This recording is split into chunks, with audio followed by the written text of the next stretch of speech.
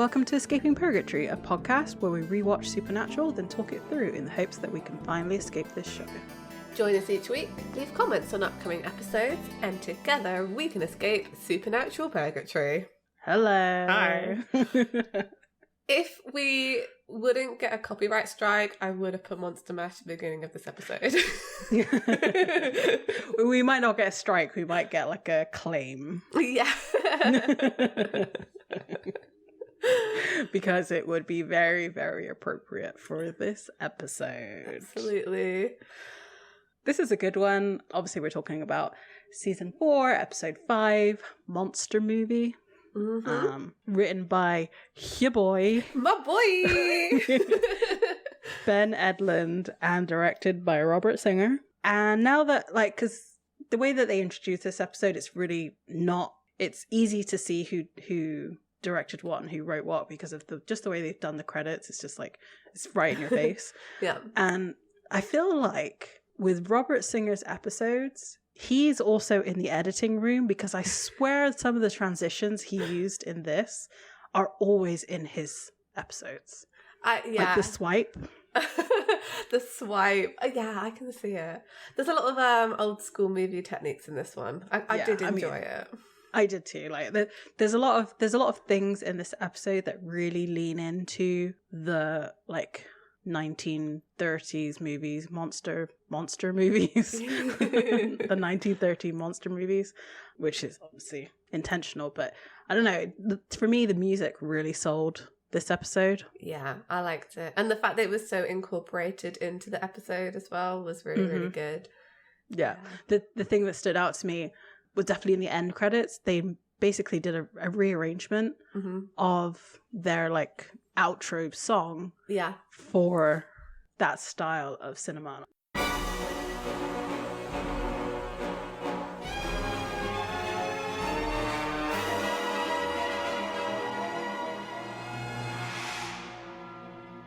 Oh, I like it.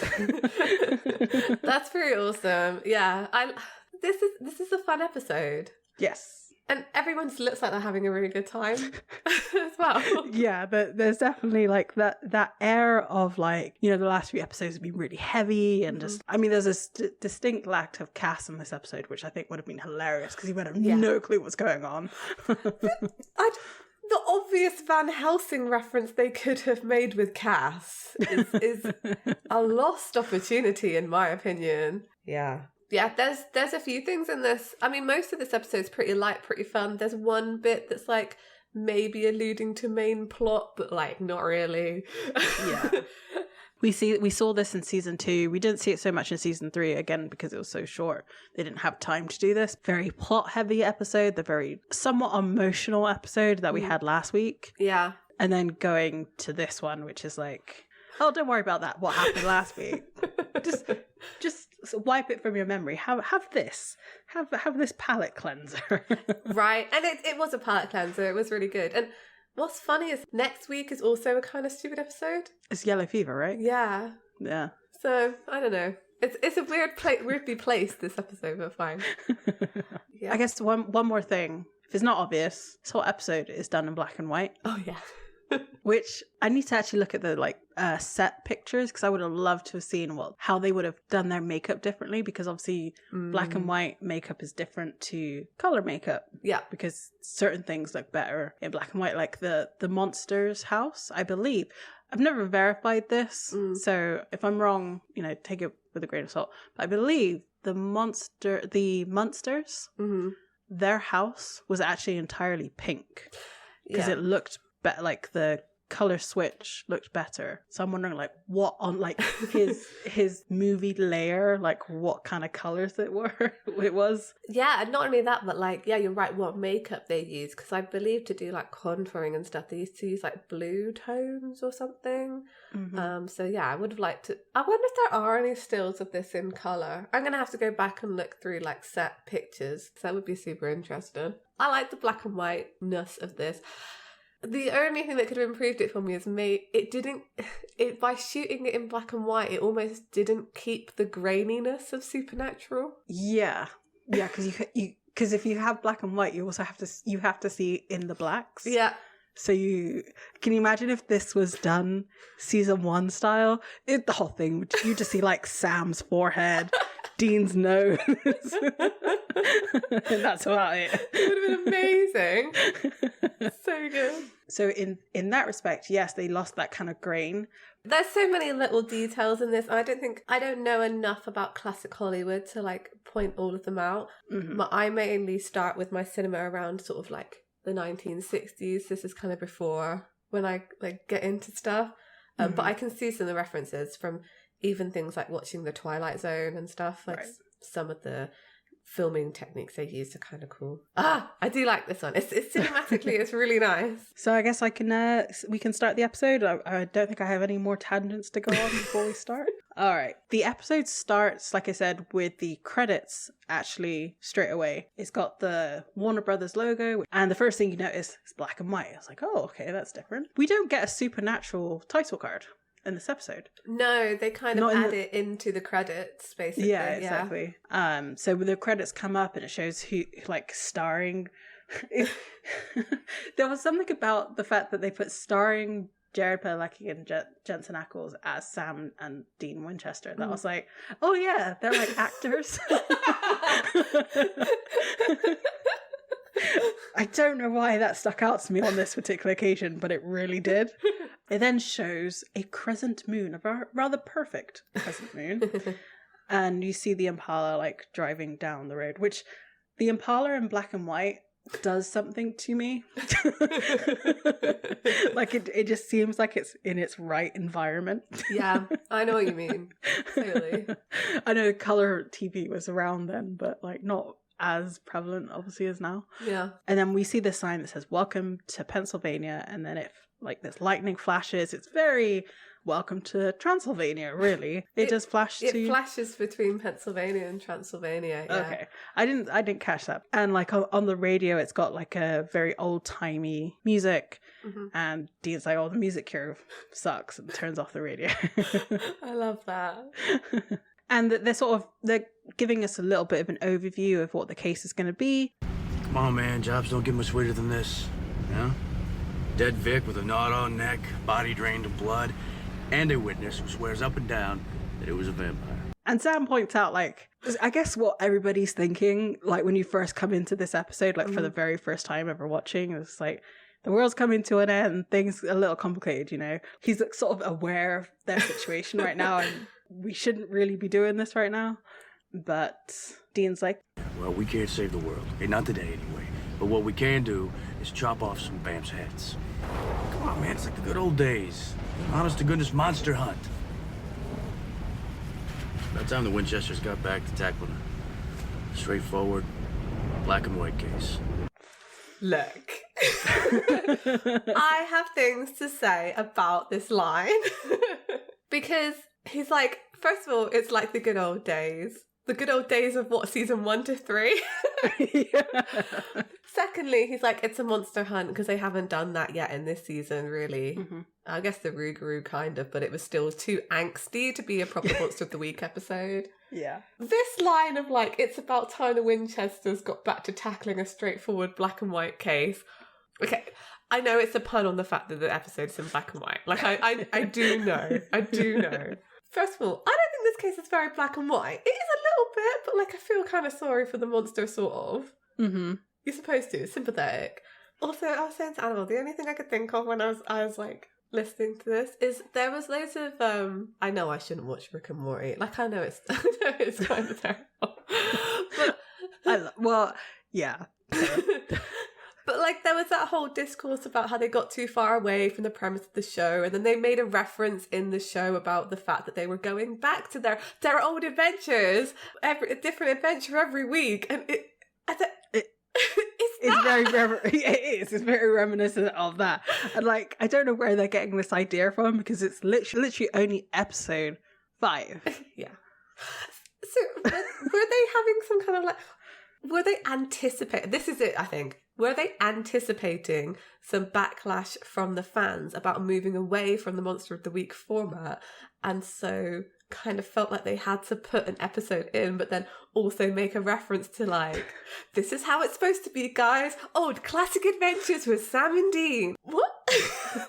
If it was any other writer, I would have said like it was unintentional, but because it's Ben Edlund, I feel like he's so in tune with the fandom, or he was, I don't know where he is at now, but like he was so in tune with what kind of people wanted and like poking fun at that. Yeah. That absolutely this is just like, hey guys, I see you. I totally feel this was calling out the fans and saying like, it's fine guys, we're back to how it's supposed to be. Back to our regularly scheduled broadcast. Yeah. I also wonder if it's because like the introduction of angels is like it's huge, right? Yeah. It's kind of huge. So it's just like, oh, you know, again, don't worry about that.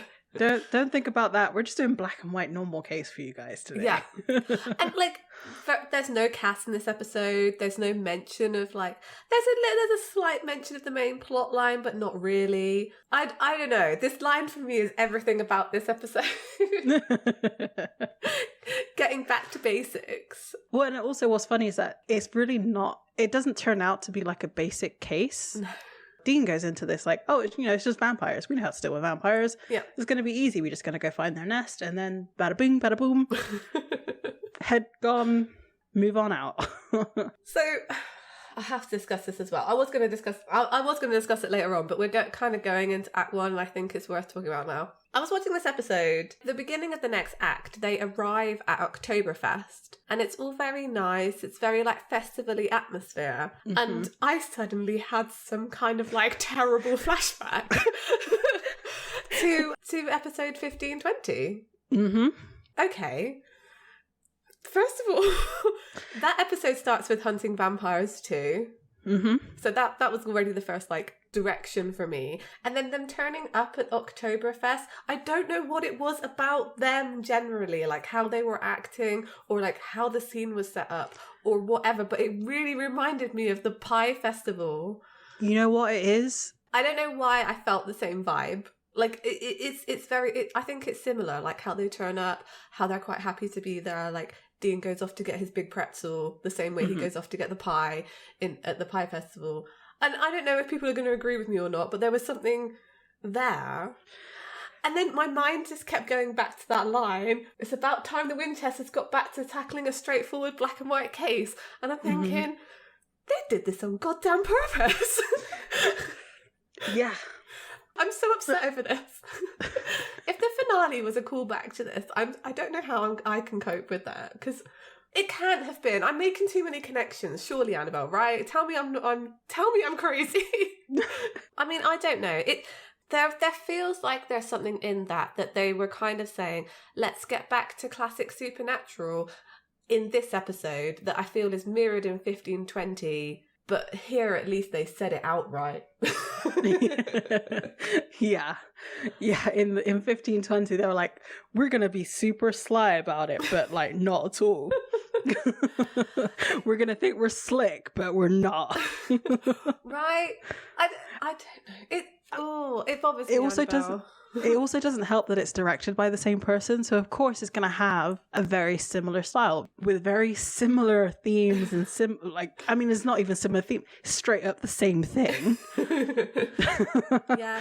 It's going to have that similarity there purely by coincidence. I literally just watched the beginning of the Pie Festival scene. It's shot for shot almost. I need to put it together and show you, because it's shot for shot almost the same with them arriving. Like Sam's in the foreground, Dean's in the background. In 15-20, Dean goes like, I'm going to go get some pie. And then in this one, he does the exact same thing where he's like, big pretzel. Like it's almost shot for shot exactly the same. And I can't believe I've never made this connection before, but I was watching it just like furious.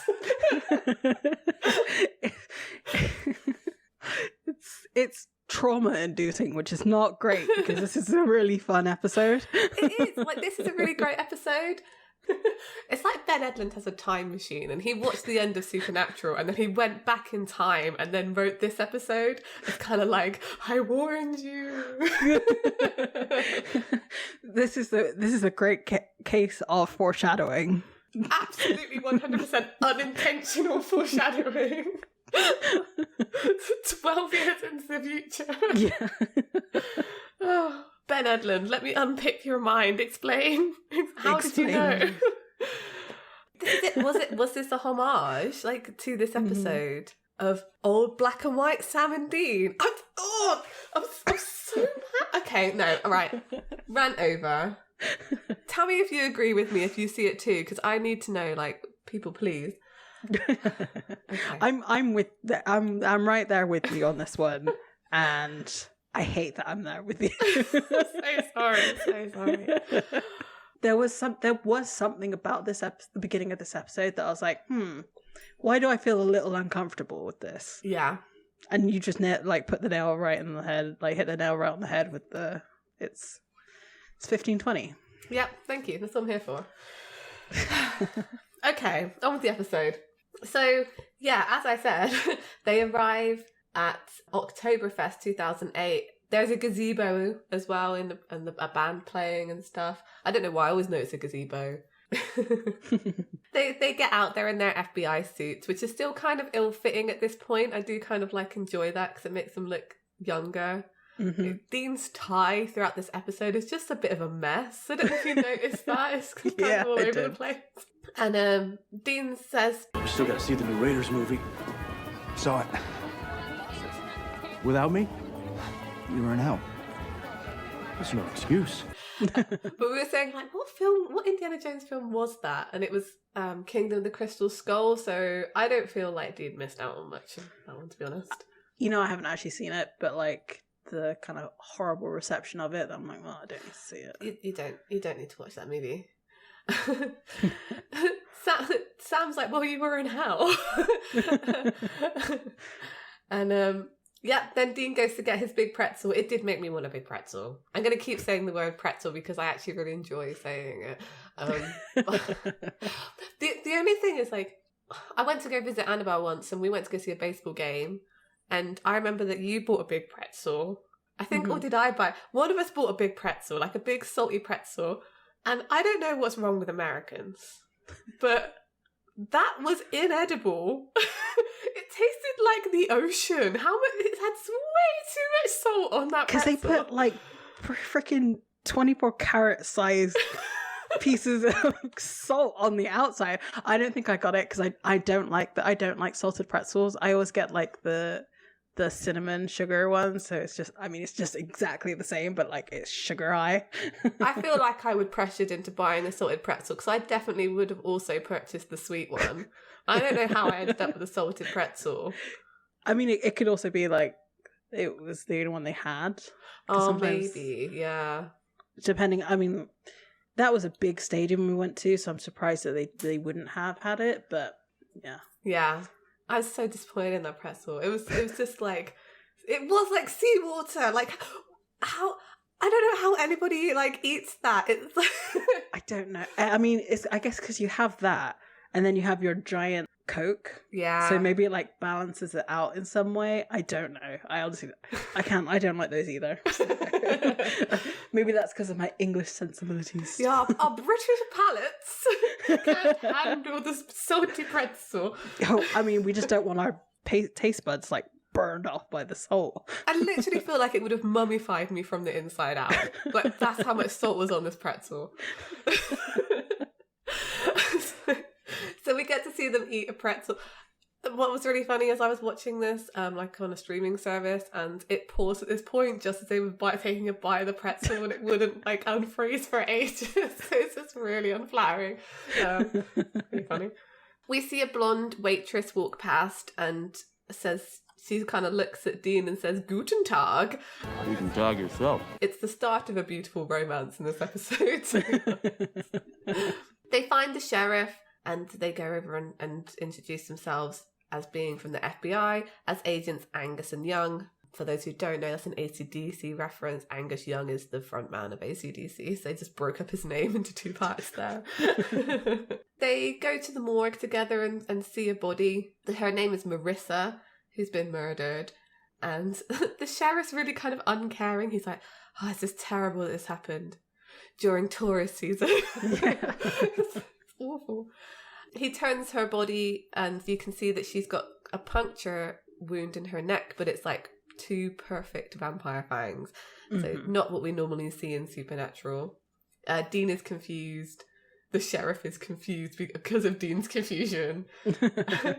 He says this must be some Satan-worshipping Anne Rice-reading gothic psycho vampire wannabe, which is just a sentence. It is. I'm just like, oh, you're describing my, like, teenage years, minus the blood drinking. I kind of want it on a t-shirt.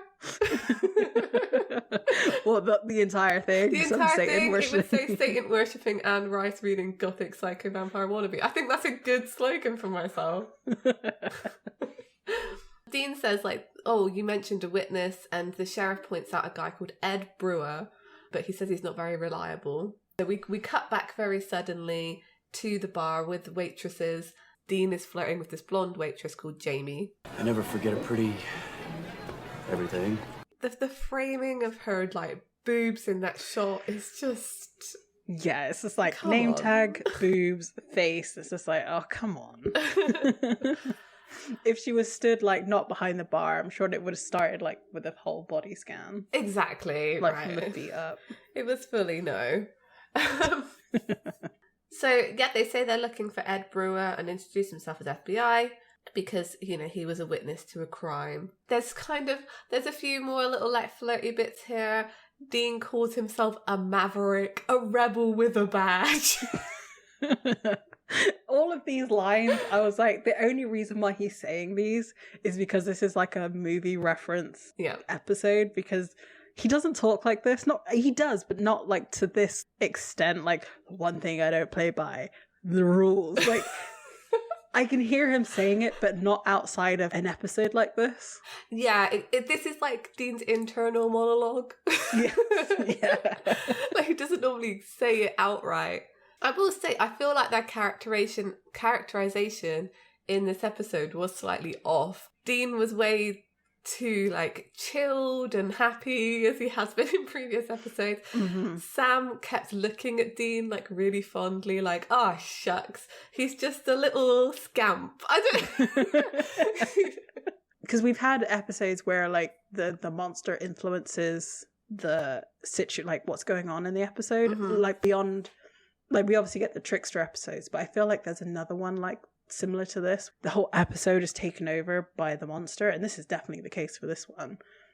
Yeah, I wonder how much of this episode is through the monster's lens rather than Sam and Dean's, because, as you say, normally we see Supernatural through Sam and Dean, or, well, really Chuck, but we don't know that yet.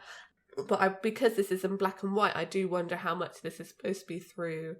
the Monster of the Week's kind of lens, which is maybe why the lines are very cheesy in places, and, like, there's a lot of movie references. I kind of like that. That could be the case. So they find this guy, Ed, and he's drinking out of the tallest stein I've ever seen. Oh my God. It's so good. That thing's got to be at least, like, I don't know, 4 pints? Easily. Depends what you're drinking, though, doesn't it? Like, how strong that's going to be. Oh, so for people who are like, what? It's about a foot tall. Yeah, it's massive. Like, a usual one is probably like 8 inches high, and a little bit less. At least they're drinking proper pints in this episode, you know. Yeah, that's true. I do like the stein mugs that they have, but yeah, this has like a full, like, lid on it and everything.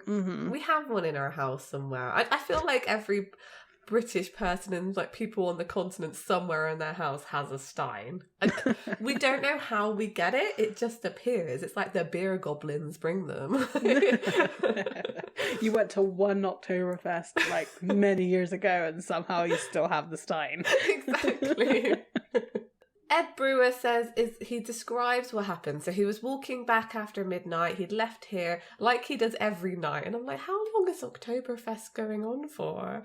I think he's a local because he works in the cinema, right? Yeah. And he sees a couple and he thought they were kind of just, like, making out. But, you know, she seemed to be in trouble. And then he saw the person and he describes this guy. So he looked like... He looked like a vampire. You know, with the fangs and the slick back hair and the fancy cape and the little medallion thingy on the ribbon. You mean like a Dracula? Exactly. Like a Dracula. It's the A. It's the Dracula. Yeah. Well, I guess because, you know, he watches all of the movies. So, like, you know, he wouldn't say Dracula because there are many Draculas. Fine. Like, yeah. my Dracula is going to be Gary Oldman. That movie can kind of meh. But, like, you know, some people it's going to be Vincent Price. Bela Lugosi for me. I mean, because we watched it in English class. I remember it very, very strongly.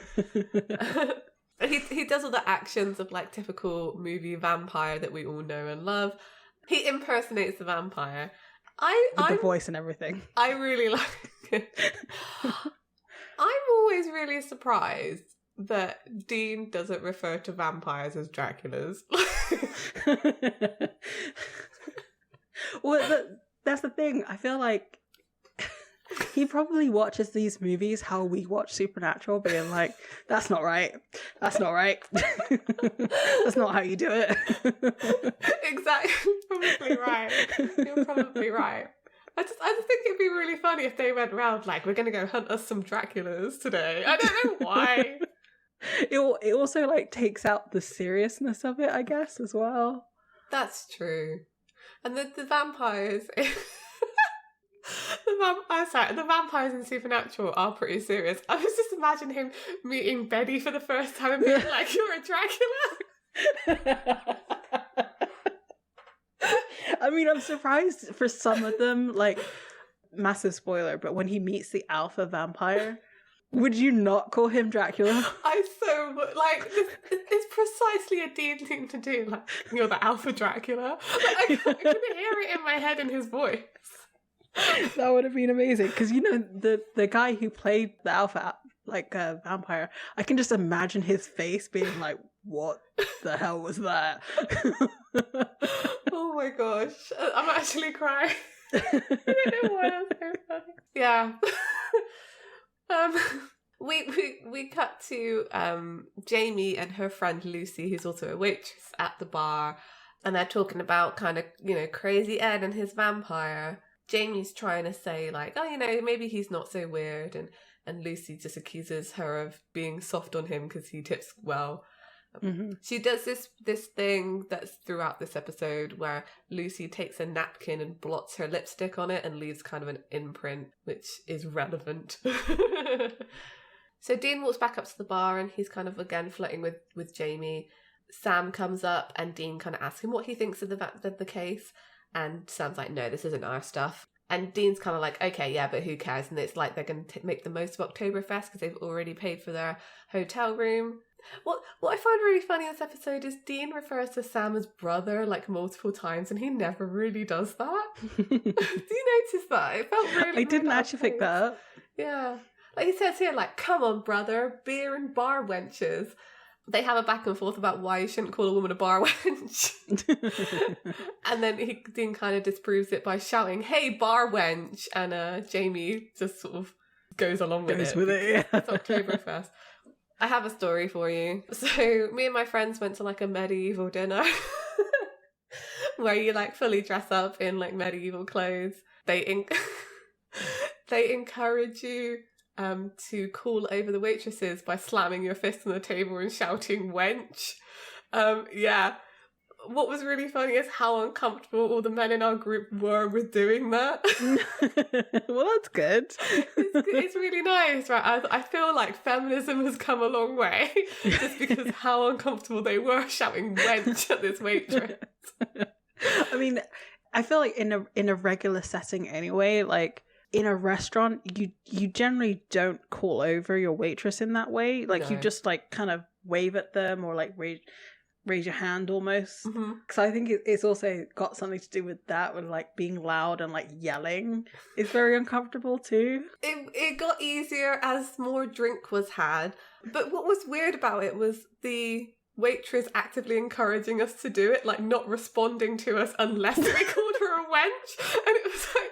The only reason why it works is because it's in that environment. I'm sure like outside of that, they would have been like, nah. Pretty sure women today don't react well to the whole wench thing.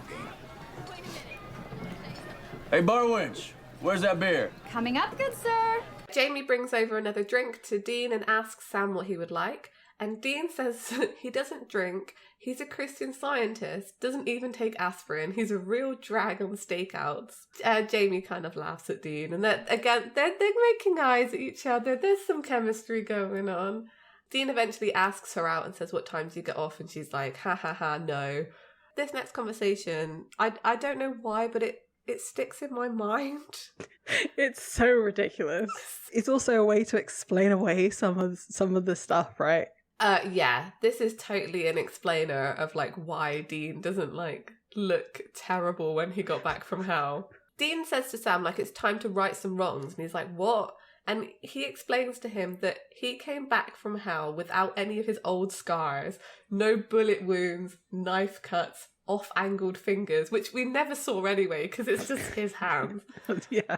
My hide is as smooth as a baby's bottom, which leads me to conclude, sadly, that my virginity is intact. What? I have been rehymenated. Please. Dean, maybe angels can pull you out of hell, but no one could do that. Brother, I have been rehymenated, and the dude will not abide. It's funny, but like, what is he? What are you talking about? What are you talking about? I mean, the implication here is that Cass gave Dean back his virginity as well when he pulled him out of hell. As like a gift. You have been reborn in all sense of the word. I don't know if he figures the implications of what he's saying. And Sam's like, all right, dude, do whatever you gotta do. I'm gonna go back to the room and get some sleep. So I watched this episode with my husband, and he pointed out this. He's like, why is he going back to the room? It's the middle of the day. He's like, I'm gonna go get some sleep. It's like the middle of the day. Dean's still flirting with Jamie and says that, you know, again, can we go out tonight? And she's like, no, I'm going out on a girls' night with Lucy. And she also says that no self-respecting bar wench lets her get picked up on the first try. Like, he has to work at this, basically.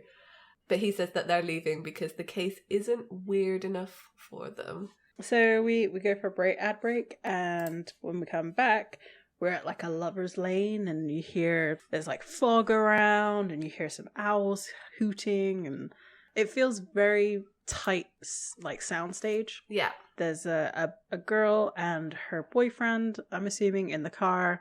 You know, they're getting a little hot and heavy, and Rick is like pressuring her a little, well, not a little bit, a lot. You're in the middle of the night on the lover's lane and you hear noises. You should be terrified. It's gonna be Hookman, or it's gonna be something else. It's never anything good. Have you not watched horror movies? You know, to back up that fact, we see like this pair of like creepy hands in the shadow. She keeps saying, you know, don't you hear that? Mm-hmm. And her boyfriend responds as like, oh, there aren't wolves in Pennsylvania. And then like the werewolf breaks the window and pulls him out of the window and just like eviscerates him. Basically, yeah.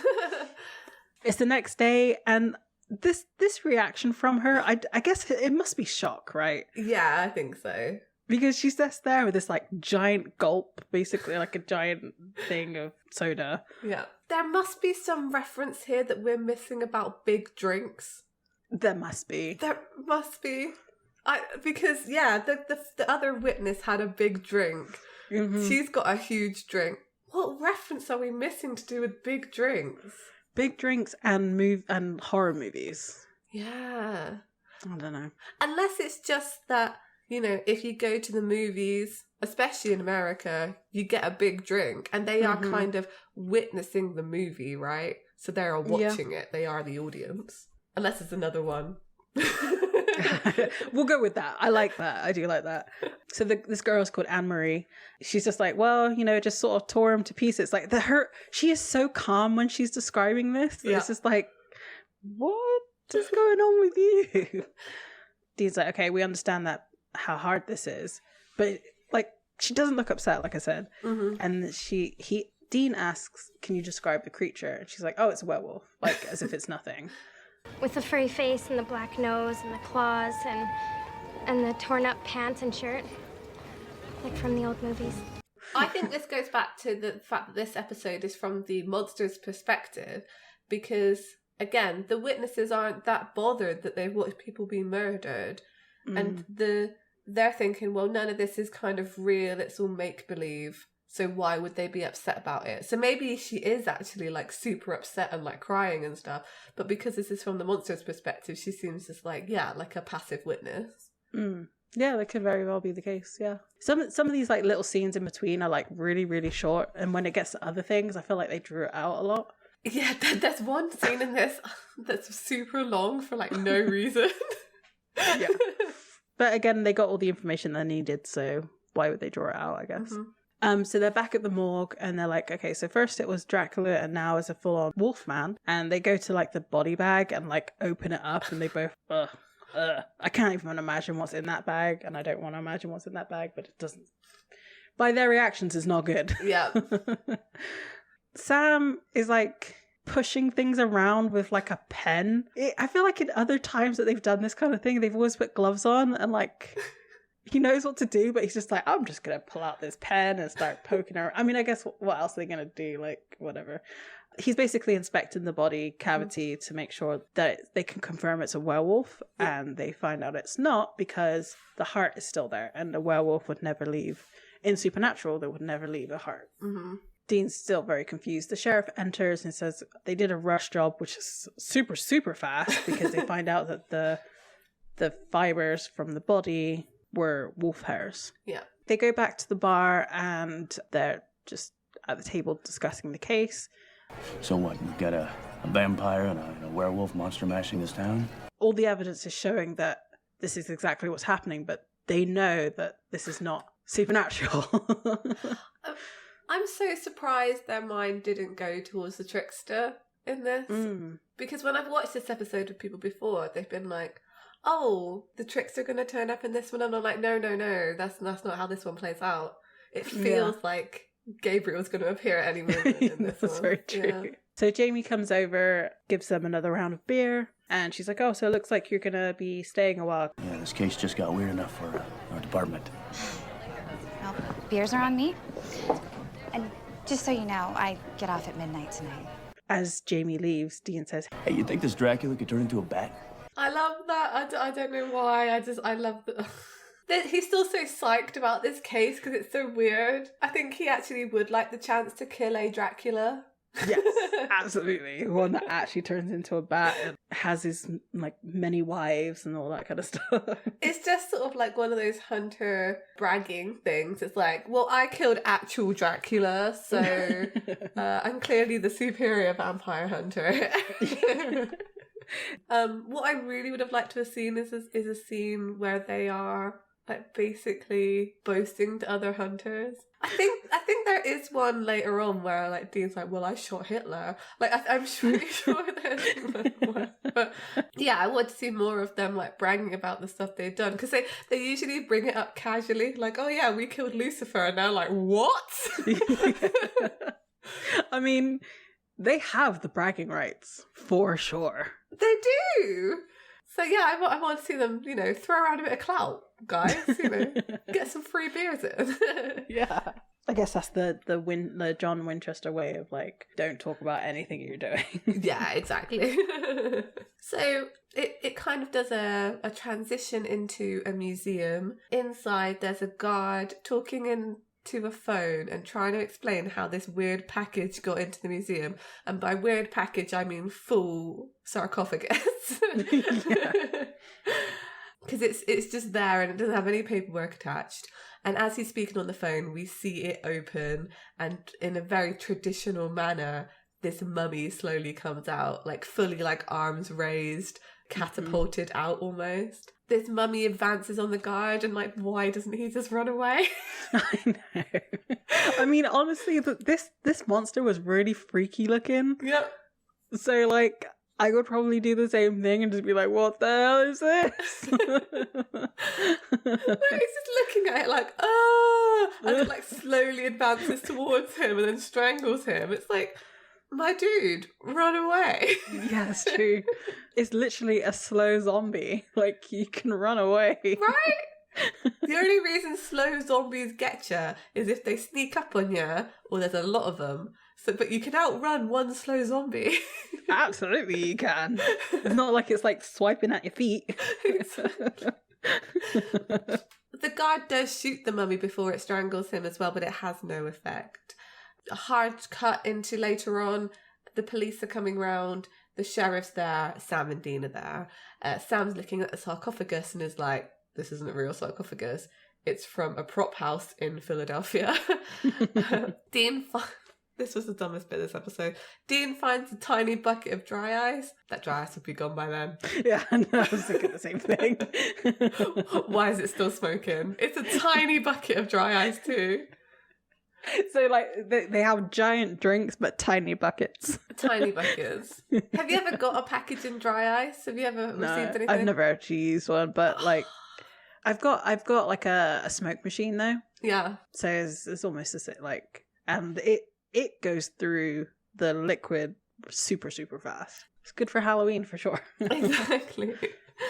So, yeah, they're talking about, like, how it's making its own special effects. Sam even says at this point, This is stupid. and then Dean kind of looks at his watch and he's like, I'm late, I've got to go pick up Jamie, and just leaves the crime scene. We cut to Jamie and she's stood outside waiting for Dean and kind of eventually decides to leave. But as she walks away, we see Dracula is stalking her. I think the idea is Bela Lugosi, he has the same outfit on. It's very like, good evening. That was so good.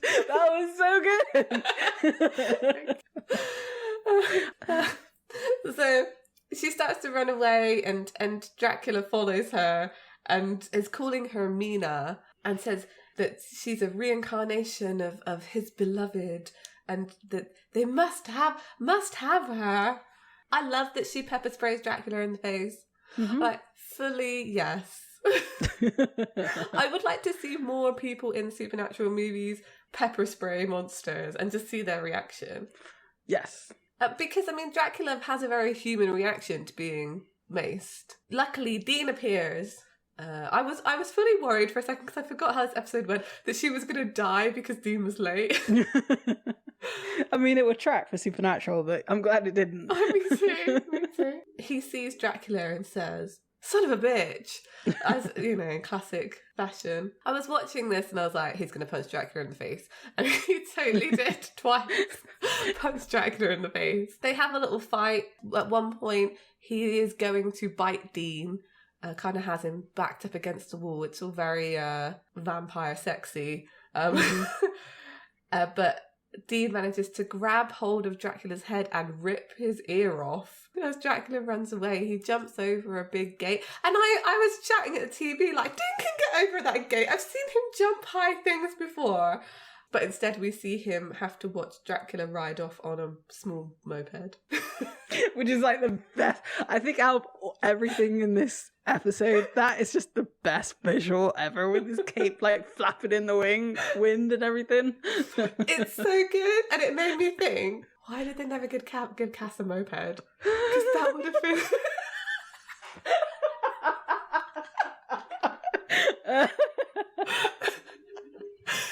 I can see him on like a red little Vespa. Yeah, me too. Like completely stoic, like Cass face, just like coat flapping in the wind, like, I'm on my way, With one Dean. of those like half helmet things, even though he doesn't really need one.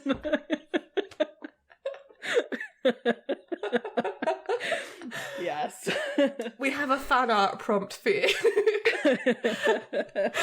Cass on a Vespa. Please, can someone draw us Cass on a Vespa? Thank you. Oh, this episode.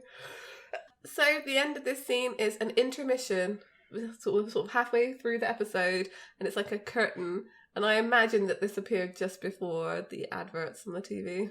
Yeah, I'm sure. If it didn't, then that was poor timing on their part. So I went to go see a movie in Switzerland many years ago. I saw one of the Spider-Mans. I don't remember which one. Tobey Maguire Spider-Man. Yeah.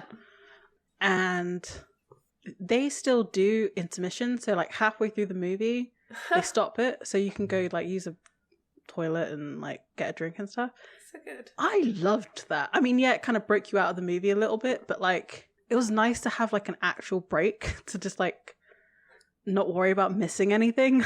That's true, actually, because you never know when to, like, go. Exactly. Like, there's been times when I've been watching, like, you know, the newest Marvel, and, like, you've gotten the big drink, and I'm just like, I gotta go, but there's like another 2 hours of this movie. I don't know if I'm gonna be able to hold it. You need to there's an app that you can type in the movie and it tells you the best time to go to the bathroom. Oh. Yeah. Nice. There's an app for There's everything. an app for everything. Yeah. I think the last movie I went to see with an intermission was The Two Towers. Oh, it had one? I think it had an intermission because it was really long. Mm-hmm. Yeah. And now it's like an average length movie. Yeah, that's the standard now. It wasn't even the like enhanced edition. It's just the one they showed in cinema. Yeah. So they're back at the bar after the intermission, which we just had for ourselves. Sam, you know, checks in with them to make sure that they're okay.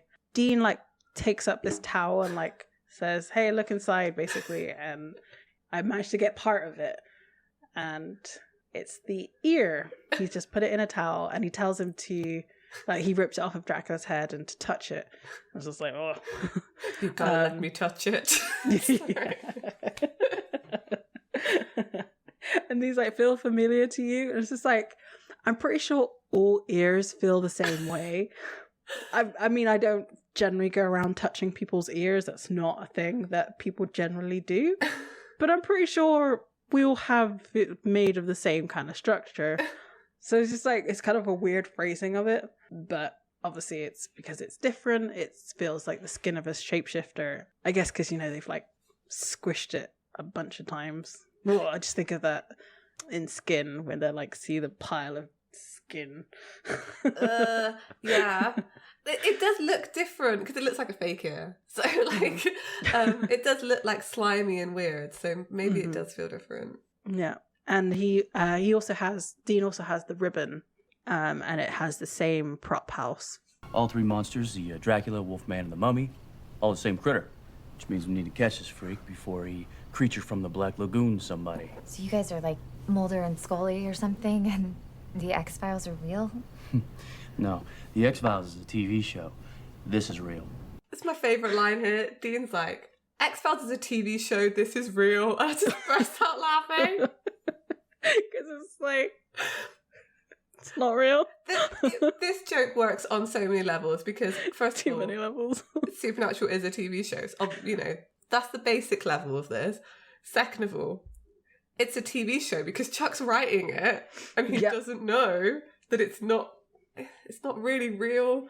And also that the X-Files exist in their universe.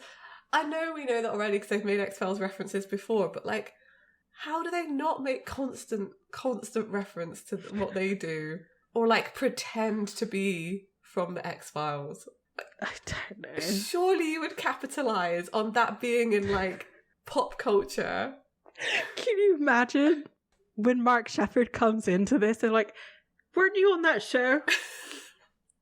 Wait, that's true?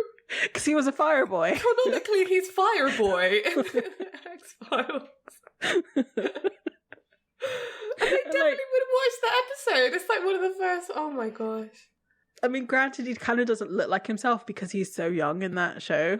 But maybe Crowley's vessel is the actor from X-Files who played the Fireboy. Maybe. There's a convention question for you. Who would you ask that of? Mark Sheppard. Yeah. The creation ones. Yeah, I mean, that's one of the things. You could literally ask him, like, are you Crowley's vessel in the Supernatural universe? Because technically, X-Files canonically exists in Supernatural, and the actor Mark Sheppard appeared on there. So are you saying that Crowley actually possessed Mark Sheppard in Supernatural? That's too much. That's too much. My brain just went poof.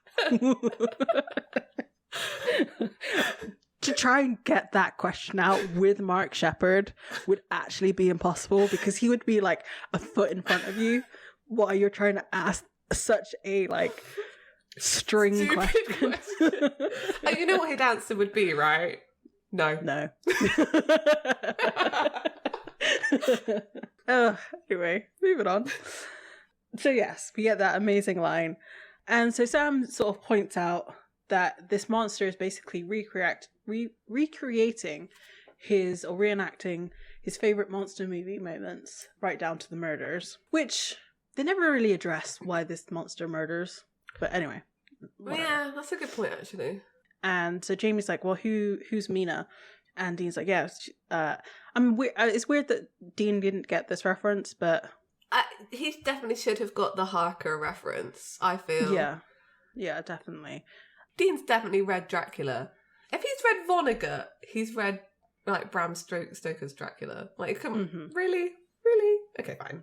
Or at least seen a movie. Yeah. Mina, Dracula's intended bride. Harker, the fiancé that stands in the way. Seems like he's fixating on you, like he sees you as his bride.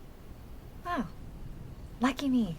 And Sam's like, well, you know, that for the shifter to fixate on you, you must have seen him around as someone else, and it's been like around you. And Dean's asked, you know, has anyone strange come into town? Someone specific, like somebody that has taken a specific notice of you? Jamie's like, well, it's Oktoberfest. You know, there's a lot of new people. And then she refers to Ed. Dean's asked where he lives.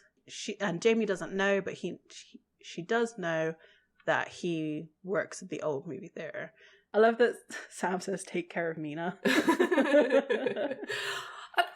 It's wild to me that they split up here, because they know they're going after a shapeshifter who has like super strength and could take their form of like one of them. Yeah, you know, could just pretend to be them for some reason.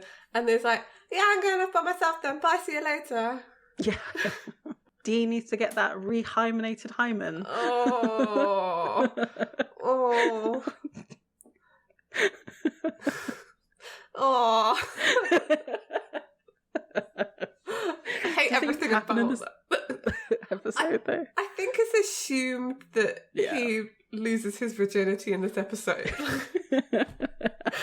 That's a sentence I never thought I'd say.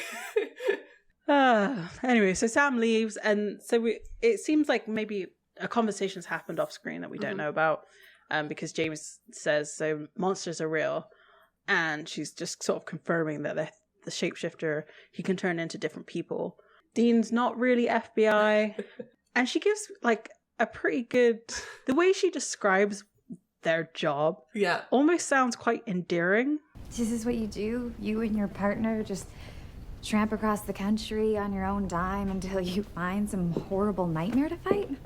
Something about that is just like, you get to kind of do your own thing on like your own money and just kind of do what you want. I mean, Dean's response is some people paint. But he's gearing up for her to say something nice about their way of life. In his face, he was like, yeah, that's what we do. It's just, this is how we are. And then she just follows up with, that must suck. I mean, you're giving up your life for this terrible, I don't know, responsibility. The thing is, she doesn't go for the fact that it's the hunting monster part that's the sucky part. It's actually the responsibility of it all. Which I think this is probably what makes Jamie so great in this episode. Yes. Because for some reason, fighting monsters doesn't scare her. It's the like idea that you're responsible for people and like saving people. Yeah, and I don't think many people that they meet get that side of them. They're like, oh, it must be awful that you're constantly in danger. But yeah, understanding that, oh no, you know, what about the people you can't save and how hard that must be, and you're the only ones that know this, so it's a big responsibility that you have to help these people because no one else is going to. I don't think anyone else they've come across has really thought about it in that way. I do like Jamie. I'm surprised she's not remembered along with, like, you know, Sarah from Provenance and, you know, Cassie as well, although that's kind of a bigger romance deal. But yeah, I think she's a great character, actually, for them. My headcanon is that she goes on to become a hunter. You think so? I can see it. I think this is a good story she tells to people to see if they'll believe her. Yeah, that's true. That's very true. Especially like what happens at the end of this episode too. Like, I don't know, she has potential. That's true. And Dean sort of goes into Yeah, he used to think that way too, Mm-hmm. and it started to really weigh on him. But that was before he basically died and went to hell. I like the way he's like dancing around. I went to hell. He wants to say, he clearly wants to tell her, but it's like, I can't tell this girl I went to hell. Like, that's too weird. Yeah, I can't confirm that it exists. That's too heavy. Yeah. And like, they don't really know, beyond selling your soul, they don't really know how it gets decided who goes to heaven and hell. Yeah, so like maybe don't tell the general populace that an afterlife exists, you know. Yeah. And he continues. Not just helped them, though. I saved them. And I guess it's awesome. It's kind of like a gift. Like a mission. Kind of like a mission from God.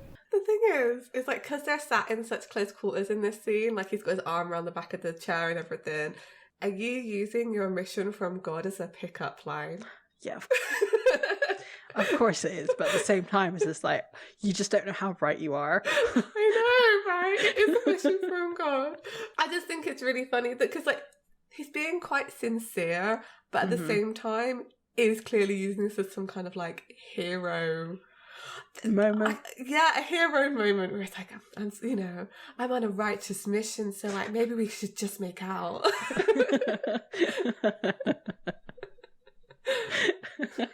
I mean, she then kind of asks, because obviously when you say a mission from God, she's like, oh, does that make you some kind of a monk, like a celibate?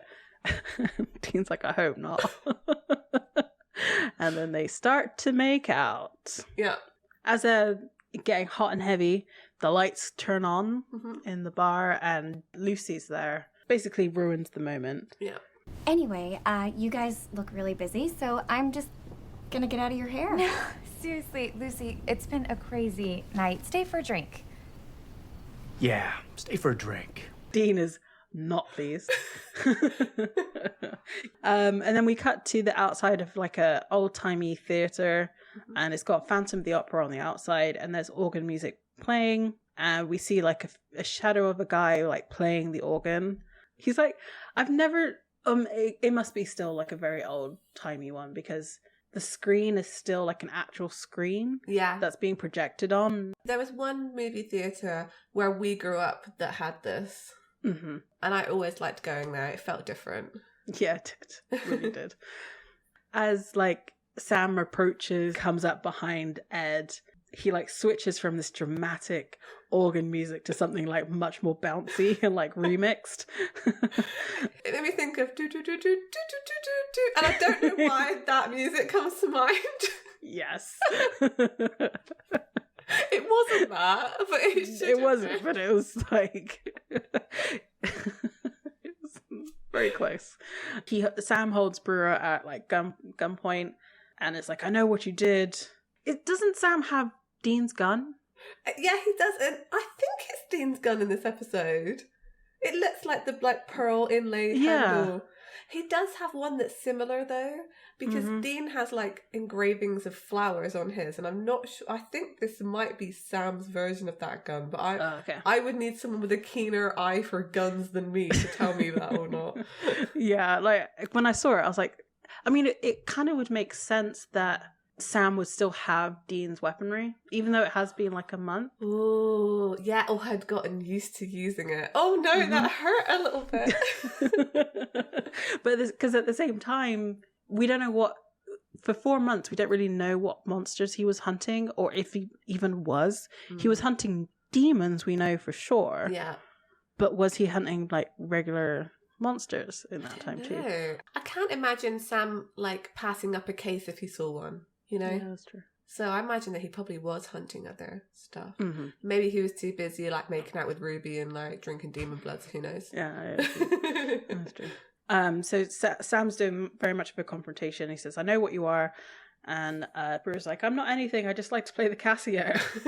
Sam says, you had time to grow back your ear, huh? And he tries to pull off the ear again. It's supposed to come off. No, it's not. And like Sam shrug at this when he's like, oh, sorry. It gave me last week's episode vibe. Yeah, I got the same. Like, they're super embarrassed. Like, oh no, we've been caught doing weird stuff. I love it. I love it when they're caught. Just, it's like for a moment their reality breaks and they see how they look from the outside and are like, oh no, we're weird. I mean, it was a very vicious attack. Like, just some random FBI guy just like puts their gun in your face and is like, I know what you did, I know what you are. Give me your ear. Like, terrifying, terrifying, horrible abuse of power. So we're then back at the back of the bar, and Lucy, Jamie, and Dean are all very drunk, and they've just relayed, what happened to Jamie. And Jamie's like, oh, no, I'm fine, And Lucy does her, like, blotting of lipstick thing. Yeah. Like, Lucy's kind of like, well, do you have, like, a black belt or something? Do you, like, fight properly? I love the way that they do, because they're, like, Dean's way drunker than he should be. But I love the way that they, like, make it look like he's really drunk with the, like, kaleidoscope effect that they did. Yeah, that was one that's particularly made me think of, like, the Twilight Zone. I've definitely seen that effect being used where they have the drink circling the original drink to make you look disorientated. Jamie like just basically passes out in the booth, and Dean manages to get up and like almost start a fight, but instead just sort of face plants, like full on face plants, and like his feet like are together and like flip up into it looks very much like a upside down mermaid or something. He does look like a mermaid. Yeah, it was a mermaid flop. That's what we're calling that from now on. That's the mermaid flop. I love that very much. And then after Dean passes out, Lucy says, and scene, and then like puts their foot in his face. Yeah. He's already out. You don't need to kick him while he's down. It was just a cool transition that Singer wanted to do. We wake up with Dean in a dungeon. He is strapped to a table wearing lederhosen. I did feel there was a slight sadness this scene because we learn later that what Dean calls hell is like the rack, and he's like on one now, but he doesn't make that connection or seem that scared. So I'm going to say he didn't make that connection in his mind. As he wakes up, he looks down at himself and is not happy to be wearing lederhosen. Oh, come on. The implication of this scene is that the shapeshifter undressed and redressed Dean while he was unconscious. Yeah, like why? The lederhosen was a choice. It really was. That the shifter just wanted a costume, and maybe the lederhosen from Oktoberfest was the only thing they had to hand. And that would fit. Yeah, that would fit Dean. He sees in the room a picture of a woman who looks exactly like Lucy, and Dracula walks in and says, she is beautiful. No, that was really bad. I'm not doing that again. And says, like, this was the bride number 3 from the first Dracula film, and she never got the acclaim that she deserved. That's why I chose her to move among the mortals, to listen to the cricket songs of the living. And that's when, like, they had seen Jamie and decided that she was going to be the bride. Yeah. Dean says, I can't get over what pumpkin pie-eyed crazy son of a bitch you really are. I have never heard that insult. Pumpkin pie crazy. What? Pumpkin pie-eyed. I don't even know. I mean, I guess because it's October, so pumpkin pie. Yeah, maybe. I feel like Ben Edlund wrote that line to mess with Jensen to make him say that because it's really hard to say. Yeah, I think so. But he nailed it. Of course he did. Of course he did. And, like, asks what's up. Dracula punches Dean and says, I am all monsters. Life ain't a movie, you sorry sucker. If you only knew, Dean. And Dracula goes on to explain why they like the movies. So, the movies are much grander than life. Life is very small and meagre compared to it. And, I have chosen elegance, which I quite like the cape flip as well. Yeah. Dean says, but, like, you murdered people. And Dracula just responds like, well, yeah, it's a monster movie. Like, people die. Mm-hmm. Dean says, like, well, you know, at the end of monster movies, you know what happens. And, you know, Dracula says, yeah, but this one is mine. The monster's going to get the girl and win, and the hero's going to be electrocuted.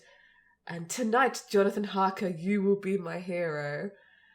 There's one thing you do realise with this is, like, why Dean loves movies so much. Because he's like, you know what happens at the end of movies? The hero wins and everyone gets a happy ending.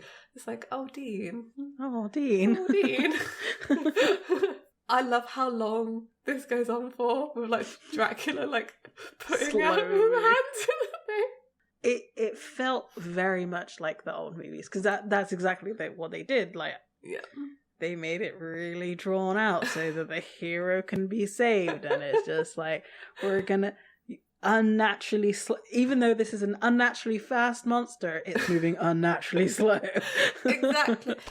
There's a lighting thing they do as well, which when Dracula first appeared, they did it also, where there's like a beam of light across the eyes, which is the exact way they used to shoot Bela Lugosi. If you go and watch that movie, I love that reference so much.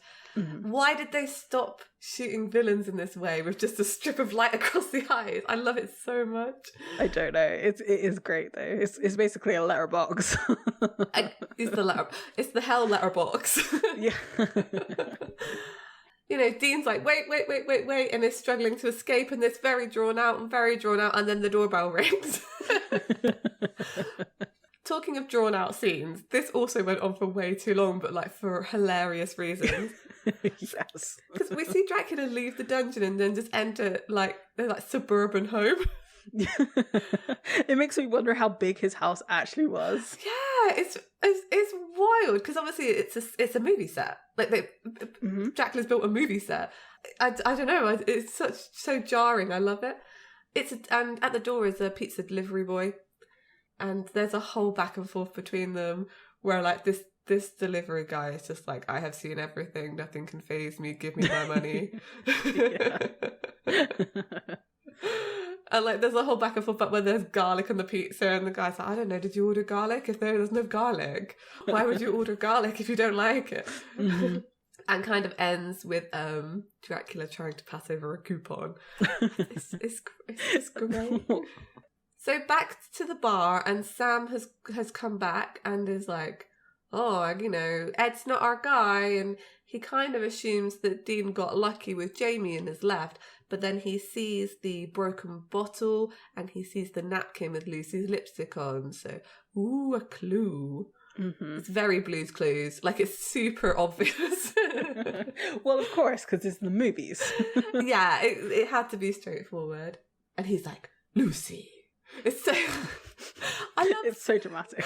Sam in this episode is absolutely great. His facial expressions the whole time are just like happy that Dean's there, happy that this is going on, just going with the flow of the episode, just super chill throughout all of this, digging his like pen into like dead guys. It's like, oh yeah, having a great time. It was because the monster doesn't really account for there being two heroes, so it's just like the other guy is just going to do whatever. Right, yeah, that's true. So we see Jamie, and she's waking up in this sort of dungeon castle as well, but in a different room on a bed.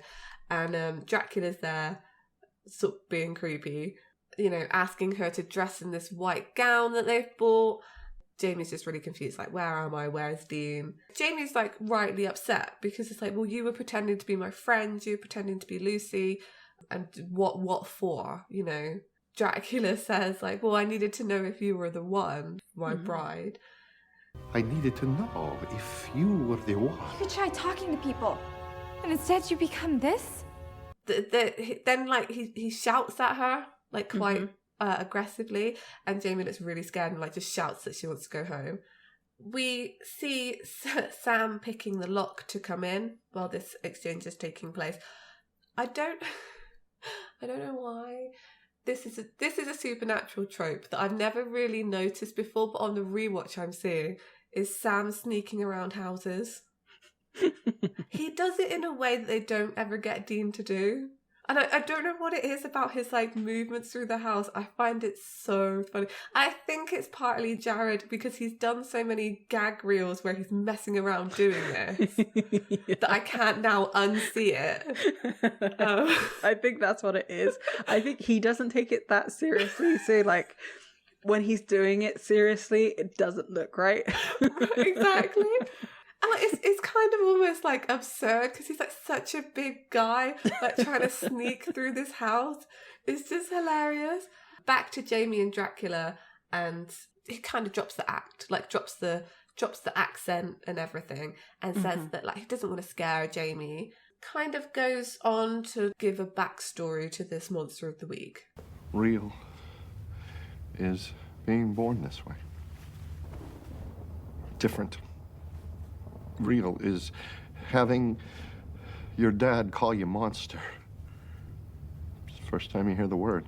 I did think this while I was listening to this. Sam would sympathise with this. Yeah. Completely. If Sam knew this backstory, he would be sympathising with this monster. Because, you know, talking about being almost beaten to death with a shovel by their father as well, it's a super dark twist on this. You know, people were finding out that they're a shifter and attacking them, calling them a freak, so specifically using that word, and monster. And basically, in the end, kind of reveling in that identity and finding their people in the movies. So, like, this monsters fight, like, seeing monsters in the movies and being like, well, I'm like them, so I'm going to become them. He basically found a twisted version of his representation. Exactly, yeah. Yeah, you're completely right. This Monster of the Week found representation in the movies, which we know that people do. Yeah. And Jamie kind of says, well, you know, they're also very lonely. As well as doing all the things you say, that they're like beautiful and feared and, you know, commanding, they're also lonely. And Dracula says like, well, I was lonely and now I have you. This line here is so, this is very, I find this very cheesy. You ever think that maybe you're lonely because you kill people? Or I kill people because I'm lonely. It's not really an excuse, is it? No. It doesn't really work. Like, the thing is, like, they were almost kind of sympathetic up to that point. And then it's like, and then you kind of twisted the argument and it becomes unsympathetic again. We don't really want to sympathise with a monster, right? So they had to do it some ways to make it... They're making it black and white again for us, Annabelle. Yeah, exactly. Yeah. Because, like, this is what I was saying. They don't really give him a good reason for why he's killing all of these people. No. Shifters don't need to kill people. They just do it because of this. Usually, because in Skin, that shifter was also, like, an outcast. And that's why he turned to killing. And it's the same reason for this. Exactly. You think that shifters would be able to eventually find each other a little bit and maybe build a bit of community. I don't know if that ever happens later on in Supernatural, but all shifters seem to be kind of incredibly like lonely monsters who are sort of kept on the outskirts of society because they are shifters, and it's like, you need to find your people. I don't feel like we ever see what a shifter's form looks like. So it's just like, what is their base? And is that the cause of their, like, loneliness? Yeah, I don't know if shifters do have, like, a identity underneath the shifter persona. I think, I feel like this is mentioned later on, but I may be wrong, in that they just, basically, through shifting into other people, shifters basically lose their identity, and that's why they're so, like, lonely, because they don't know who they are. So I feel like this is brought up, like there's a shifter who basically has shifted so many times they can't remember what they originally look like. It might not even be Supernatural. It might be another shape-shifting monster. I think it is Supernatural. I just don't remember what it was. But yeah, so I think it's that, like, shifters are ultimately they're lonely because they don't have an identity, and it's kind of shown here as well because Dracula has found their identity somewhere else and found meaning in that. Shifters are all about identity, Annabelle. It's all very deep. It definitely could have been. It could have been. I don't feel like they fully explored it. You're made to fill in the blanks on these monsters a lot of the time. This is interrupted because Jamie hears a bang from the other room and starts shouting for Dean, and then Dracula knocks her out. We see Dean trying to wriggle out of his bindings. I feel like he should have been able to get out of this. I don't know why. It looked like it was well easy to get out. Yeah, especially since it's all stage stuff. It's not even like it was probably like a fake metal too. That's such a good point. It's probably not even real. How could he not? Okay, that's really funny. He was drugged. He was drunk and he was drugged. So But at this point, he's probably like trying to get out. He's like wiggling around. Luckily, Sam comes in and Dean says, "Thank God, just in the nick of time. That guy was about to Frankenstein me." Sam's pretty amused as he unties Dean. Hey there, handsome. Shut up. Again, he just kind of breaks it, so I feel like he probably could have got out of it. Like, they go to a door. I love this. And Dean's like, "Go on, Sam, kick down the door." And Sam does, and his foot just goes through it. They go into the bedroom, and again, like, it's like a double gag on this door, because the first one they break because it's clearly just a movie prop. The second one is painted as a double door, and then they open it from the side, and it's such a funny visual gag. Like, I love it so much. They go in, they see Jamie on the bed, and Dracula throws Sam through the wall of this castle because it's all plasterboard, and shouts at him that he's Van Helsing. Dean goes for a fight, and Dracula kind of gets a pretty good grasp on him on the floor. They're kind of like rolling around, but then as Dracula stands up, he gets shot twice in the back, and you kind of see it come through the front, and like he says, "Silver," and we see Jamie holding the gun, because during the fight, Dean's gun had kind of, or Sam's gun, I guess, had kind of been thrown across the room towards her. Dracula has a really long, drawn-out death scene, which again is just on perfect. This is perfect. You know, "It was beauty that killed the beast. Do not weep for me." And kind of dies in a chair and says, like, "Perhaps this is how this should end." And like he perfectly places his cape like across his body and stuff. There's like, I think there's like a pinhole fade out as well into this. I think it's great. And yeah, he dies. So yeah, we have saved the day, and back in Oktoberfest, we see Dean and Jamie fully making out in the middle of the square. There's a whole camera thing around them, and then we see Sam just off to the side, like, "That's my boy," kind of. Yeah, What is that? just watching. It's very weird. It's very weird. I've never wanted to watch my brother like make out with someone. I would have been like, "No, I'm out. I'm gonna get a drink. Tell me when you're done. Text me. I'm gonna go get a big pretzel." Yeah, I want a big pretzel. There's a cute little flirty back and forth where Jamie thanks Dean for his service to the country, and he's like, "Oh yes, I'm very patriotic." We know what your service is, Dean. Because you weren't that much help fighting Dracula. No. So what was your service to a country?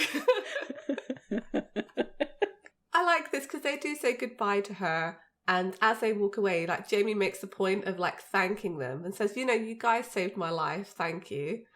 Like, she knows their story. Like, I feel like she's aware that people probably don't thank them as much as they should do. And I just thought that was a nice moment. I like Jamie. I'm on the Jamie train. I'm glad she doesn't come back, because she would have been killed. Yeah, she would have been killed. Sam agrees with me. He also likes her. Dean's happy. He's like, "Feels good to be back on the job." And Sam agrees it does feel good. Hero gets the girl, monster gets the gank. All in all, happy ending. And Dean says, like, "All I'm saying is the shifter had a point. It would be nice if life was movie simple. Although, if I was turning life into a movie, I wouldn't do this Abbott and Costello meet the monster crap." And Sam's like, "No, I know what you would pick." And he's like, "No, you don't." And they have this, like, argument. And then Sam's like, "No, it'd be Porky's too."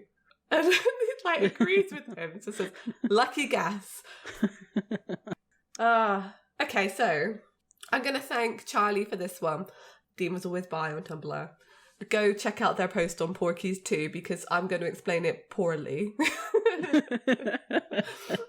Because I never watched Porky's 2. It feels like a very American movie that I've just never seen. The obvious joke here is that I think it's if you actually look at the genre of Porky's 2, it's a sexual comedy. That's what it comes up as Wikipedia. So that's why Dean would like it. But if we dig a little deeper on this, and in this general episode, you could very much read this as a kind of almost like, it's a bit deeper. So basically, Porky's 2, one of the kind of subplots in that movie is the main plot of that movie is they're putting on a production of A Midsummer Night's Dream. And during this, there are some like dude bros who are going to play the fairies in that play. And like, first of all, they're like, no, we're like guys. But then they get super into their roles and end up like really enjoying like playing the like kind of effeminate fairies. Mm-hmm. So the point being made here is like, could this mirror Dean's experience a little bit of like a dude bro? He's actually very in touch with his feminine side. Yeah, maybe does kind of like that kind of stuff. People talk about it, and again, people online have written better posts than I'm explaining here about how you could read this into the overall queer coding of Dean in the series. The fact they've chosen this movie as kind of it. What's funny is Porky's 2 is on lists of like good representation in movies. Like because of those kinds of characters. And perhaps like maybe they were saying something about his character of being, maybe liking things that he is not giving out in public. Like, presenting all the time. It goes in with very much Sam's line in Playthings of like, the butch line that he says there. Mm-hmm. Yeah. I mean, as well, like the whole premise of this episode, like with monster movies, a lot of the original monster movies are quite queer-coded. Like I would say Dracula is very much a queer-coded villain. Oh yeah, for sure. The backstory of the shapeshifter as well, of being ostracized from their family and being rejected for who they are, and then finding solace, as we said earlier, an identity within media is a tale as old as time. Absolutely. And is why representation matters so much. Exactly, right? Because although in this case it didn't turn out for the best, they still managed to find identity and some kind of sense of purpose through like these movies and things. And it's why it's important for a lot of people. I think it's a really interesting reading on the episode, and not one that I personally, like the first time I watched this through, would have picked up on. But I think when you kind of add it up to other things that they add to these characters, you're like, were they doing this on purpose, or was this just absolute coincidence? I mean, this idea of identity for a shifter, like, that could not have been an accident, surely. Okay. It's more than just like representation matters. It's good representation matters. Yeah. Because of course, if you see yourself as being the monster all of the time, well, what stops you from becoming the monster, which is exactly what happened here. Because there's no indication that this shifter is killed before, apart from now. Exactly. And like this does link this links to Sam's story too, where you're saying like if you're always being seen as a monster, maybe you'll become one, kind of thing. Because that it's he's being pushed down a dark path by Ruby, and also like Dean's non-supportiveness of him. I think when it comes to shifters, I do think shifters in the supernatural universe are almost like, their stories are almost queer-coded. Like, if you think of the first shifter we see in Skin, again, like, it's all to do with identity, not being able to, like, understand their own identity, and talking about, and then the connection that they have with Dean as well, on how people see them and how then, they know things. They basically say to him, like, they know things about him that he doesn't tell anybody. It's like, I don't know what else you can sort of start reading from that, but to the point that it does become intentional. But yeah, I thought it was an interesting take on this episode, and I would encourage you, if you're interested in that reading, to go look up other posts, and I'll reblog some on our own Tumblr that I think are relevant for you to have a look at. But yeah, I thought it was really cool. I really enjoyed this episode, and I like the extra depth that we can add to this. And I think it's interesting that, on a rewatch in 2022, where certain ideas are much more mainstream. So like the idea of non-binary, trans people, like it's an everyday conversation now. Yeah. That you can bring an episode like this to the forefront and be like, this is why certain things matter so much. Yeah. We were talking about this a little bit before we started recording, that like shifters don't have an identity in gender. Mm-hmm. Because like in all of the shifters we see, none of them pick a gender. No. They all switch. Mm-hmm. And they have no problem with doing that. No. And it's clear that, you know, that this particular shifter, it kind of sucks that he kind of played into like, he becomes a woman to get close to Jamie. It's almost like a friend zone take, right? Mm-hmm. It's like, oh, I was just your friend because I was interested in you. But in this case, I was your friend as a woman and then presented as a man in order to kind of dictate the romantic part of that. And I feel like there could have been more nuance in that, possibly. Yeah. But at the same time, because obviously, well, it's not obvious, but more than likely in this case, Jamie is not bisexual in any way. That, you know, if this, because the shifter chose Lucy, Dracula, and then 2 actual monsters. Mm-hmm. So there's no real knowledge of like which identity maybe he preferred to be. Yeah. So maybe being Lucy was actually the preferred identity. Because this Dracula doesn't look like any of the other apart from the way he's dressed. Yeah. He doesn't actually look like any of the other Draculas sort of on screen. Yeah. Because, yeah, you're right. The shifter chose the bride as the like persona they were going to walk amongst humans with. Mm-hmm.